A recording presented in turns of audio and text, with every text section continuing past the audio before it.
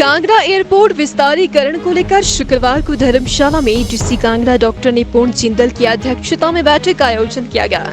बैठक में एडीएम रोहित राठौर, जिला परिषद चेयरमैन रमेश बराड़ और जिला राजस्व अधिकारी मौजूद रहे। कांगड़ा एयरपोर्ट विस्तार को लेकर विस्थापित होने वाले क्षेत्र के पंचायत प्रतिनिधियों व ग्रामीणों से सुझाव। पंचायत प्रतिनिधियों व ग्रामीणों का कहना था कि पहले सरकार पुनर्वास निश्चित करे, फिर एयरपोर्ट का विस्तार शुरू करे। कई पंचायत प्रतिनिधियों का कहना था कि उनकी पंचायतों को एक ही जगह बसाने की व्यवस्था की जाए। बैठक में चर्चा के दौरान वक्ताओं का कहना था कि अधिग्रहित भूमि के मुकाबले भूमि दी जाए, मुआवजा भी उचित दिया जाए, इसमें किसी तरह का भेदभाव नहीं किया जाना चाहिए। बैठक में कहा गया कि एयरपोर्ट विस्तारीकरण को टूरिज्म से जोड़ा जा रहा है और धर्मशाला में टूरिज्म विकास की बात कही जा रही है। ऐसे में क्या धर्मशाला में ही टूरिज्म है? धर्मशाला में 250 होटल है, जबकि इनके टूरिज्म के लिए गग्गल सहित 13 गांव की 5500 आबादी को उजाड़ा जा रहा है, जो उचित नहीं है। लोगों का कहना था कि यदि उन्हें विस्थापित किया जाता है तो जहां भी बसाया जाए वहां हर तरह की सुविधा उपलब्ध करवाई जानी चाहिए। लोगों व पंचायत प्रतिनिधियों ने विस्थापितों के लिए अलग से टाउनशिप विकसित करने की भी बात कही। निर्णय तो कुछ भी नहीं है इसका। पहले जो बैठते हुए उनका क्या निर्णय निकला? कोई भी निर्णय नहीं निकला। आज मैंने डीसी साहब से पूछा भी, लेकिन वो बताने में असमर्थ थे।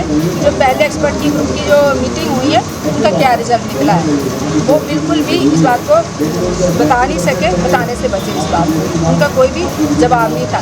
इनफैक्ट कि जो जितने भी लोगों ने उनसे जवाब पूछा वो सिर्फ चुपचाप बैठे रहे, उन्होंने कोई जवाब नहीं दिया उनकी किसी भी सवाल का।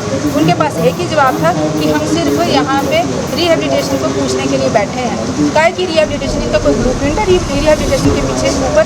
इन्होंने क्या लोगों के बीच में कोई ऐसा एजेंडा, कोई ऐसा ब्लूप्रिंट दिया है, फ्लोट किया है कि उसके ऊपर हम अपनी प्रतिक्रिया दे पाएँ, उसके लिए हम कुछ बोल पाएँ? इनके पास तो इतना आंकड़ा नहीं है कि किन पंचायतों में जो सरकारी ज़मीनें पंचायतों ने अलॉट कर रखी हैं वो कितने लोग हैं, और कितने लोग जो हैं वो इससे दुकानें हैं ऐसी जो सरकारी उस पर कर रहे हैं और प्रभावित हो रहे हैं। उन लोगों का तो नोटिफिकेशन में नाम ही नहीं है। आज वो लोग जो है ना, किसी को हार्ट अटैक आ रहा है, कोई बीपी की दवाई खा रहा है, कैसे आ रहा है, वो इसलिए कि भाई हम तो 100 साल से यहाँ पे बैठे हुए हैं लेकिन हमारा तो नाम ही नहीं है। क्या ये काम पंचायत का था या लोगों का था कि उनको जो रेवेन्यू रिकॉर्ड में लाना है, किसका था वो? क्या ये काम पहले नहीं पूरे किए जाने चाहिए थे? क्या ये काम अब क्या आपकी जो नोटिफिकेशन आ गई उसके बाद आप मुआवजे की नोटिफिकेशन है उसके बाद ये काम करेंगे? क्या लोग इस चीज़ लोगों को इन चीज़ के लिए पारदर्शिता नहीं थी? किस चीज़ के लिए आप पारदर्शिता बोल रहे हैं? पारदर्शिता किसी भी चीज़ में नहीं है। जैसे सरकार का मन पड़ रहा है वैसे सरकार कर रही है और वैसे सरकार करवा रही है। बात करें कितने घर यहाँ पे उतर रहे हैं विस्तारीकरण से? टोटल 14 पंचायतें हैं और 14,075 घर यहाँ पे 75 घर यहाँ पे उजड़ रहे हैं। मोटा मोटा आप इसको 1500 उसमें ले सकते हैं। 1475 जो है घर इसमें उजड़ रहे हैं। 1475 घरों को अगर आप 10 से मल्टीप्लाई करें, एक घर में आप 10 लोग भी डालें तो 15,000 लोगों का विस्थापन है। सिर्फ ये एक छोटा सा आंकड़ा है। वो 10 भी लोग हो सकते हैं। जिस बाप के 4 बेटे होंगे वो 10 नहीं होंगे, वो 15 और 20 लोगों का परिवार होगा।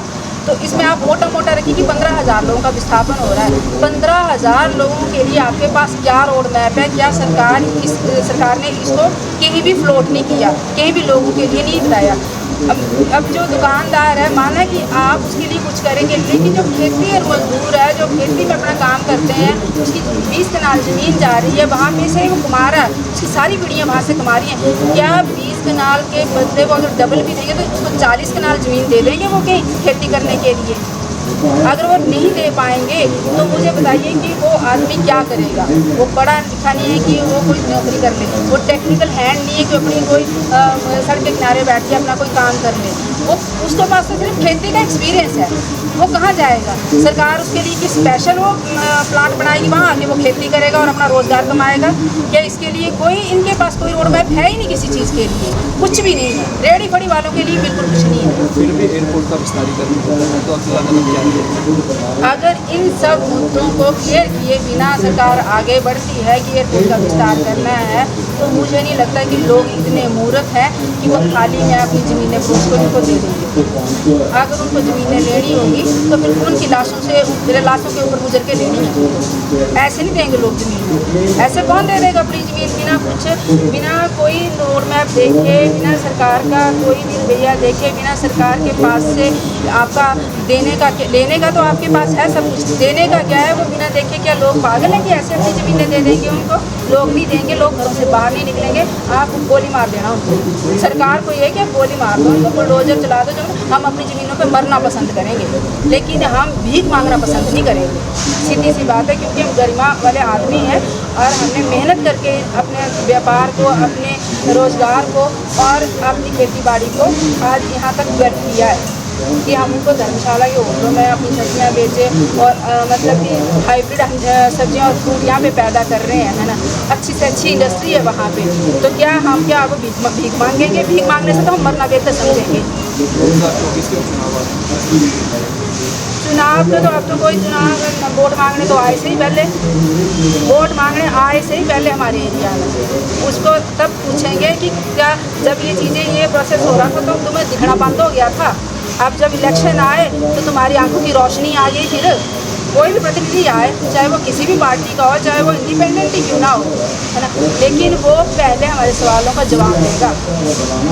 वोट उसको मिलना है नहीं मिलना वो आगे की बात है।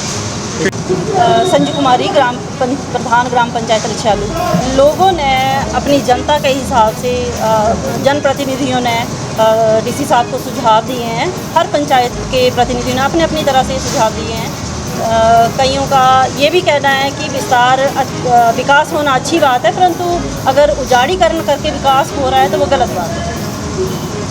अभी तक कोई भी निर्णय डीसी साहब ने नहीं दिया हुआ है। आम पब्लिक के लिए सरकार का क्या रोड मैप है या फिर टेक्निकल सैंक्शन उनको मिल चुकी है, उसका अभी तक हमें कोई पता नहीं है।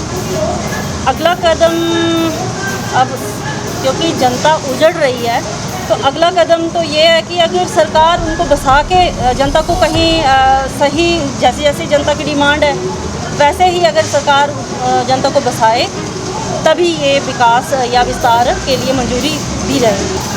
बोर्ड क्वालू में भी हमने जैसे एक्सपर्ट कमेटी में मैं भी शामिल थी तो वो भी सजेशन दिया गया था, परंतु उनकी तरफ से भी कोई सेटिस्फैक्ट्री आंसर नहीं आया डीसी RNR की तरफ से। यहाँ पर लोग आए हैं इस इलाके के,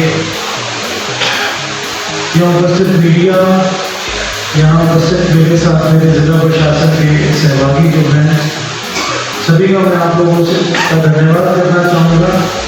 आज आपने अपना बहुमूल्य समय यहाँ दिया है और बहुत जो अपने विचार हैं बहुत खुले तौर पर साझा किए हैं और इससे हमें भी बहुत इंसाइट्स आई हैं। और जो आपकी बात जो शुरू में मैंने कही थी कि हम एक माध्यम बनने आए हैं आपके और सरकार के बीच में, मैं आपको पहले भी मैंने आपको विश्वास दिलाया था, मैं दोबारा विश्वास दिलाऊंगा कि जो बातें आज यहाँ पे सारी हुई हैं ये सरकार तक पहुँचेगी और जो जो सुझाव आपके चाहे किसी भी विषय में आए हैं, चाहे वो एयरपोर्ट के लोकेशन के विषय में आए हैं, चाहे वो रिहेबिलिटेशन के विषय में आए हैं, रीसेटलमेंट के विषय में आए हैं, कंपनसेशन के बारे में आए हैं, एम्प्लॉयमेंट के बारे में आए हैं, लैंड कल्टीवेशन के बारे में आए हैं, ये सारे जो आपके विचार हैं ये सरकार के समक्ष रखे जाएंगे।